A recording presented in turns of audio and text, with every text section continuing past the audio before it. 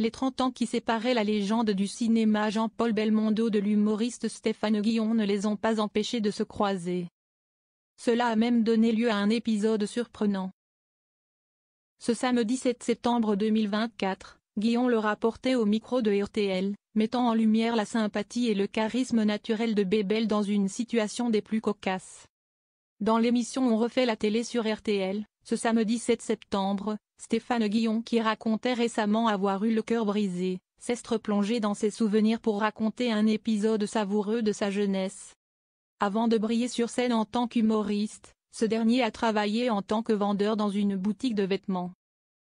Son patron de l'époque, qu'il décrit comme tyrannique, n'hésitait pas à le martyriser selon ses dires.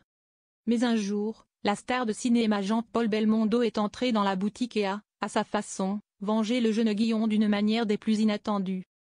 Tout se passe en 1981, dans une boutique du boulevard Saint-Germain. Stéphane Guillon est alors un jeune employé sous la coupe d'un patron peu amène. Ce dernier, impatient de rester seul avec la star, ordonne à Guillon d'aller au sous-sol. Mais Jean-Paul Belmondo, instinctif et toujours généreux, rétorque « Non, le gamin reste avec nous ».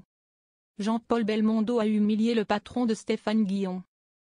L'ami d'Alain Delon, alors en pleine séance d'essayage, demande à voir une veste en cachemire couleur camel, très prisée à l'époque. Le patron, visiblement décidé à impressionner son illustre client, suggère une taille 54 alors que Belmondo, sûr de lui, insiste pour une taille 56. Le comédien finit par céder au patron entêté, Belmondo prend la veste en 54, ramène les bras sur le devant et craque la veste. Il lui dit « Vous voyez, je fais un 56 », s'est remémoré Stéphane Guillon auprès de ses collègues hilars. C'est incident a marqué Stéphane Guillon qui décrit aujourd'hui Jean-Paul Belmondo comme instinctif et débordant de sympathie. Dans un environnement de travail difficile, la bienveillance de l'acteur décédé a eu un effet libérateur. Ce dernier a non seulement renversé la dynamique de pouvoir dans la boutique, mais a également permis à l'humoriste de conserver un souvenir impérissable. Un simple essai de veste s'est transformé en une leçon de vie et de justice, orchestrée avec l'élégance propre à Jean-Paul Belmondo. Stéphane Guillon a immortalisé cette anecdote dans son livre Journal d'un infréquentable.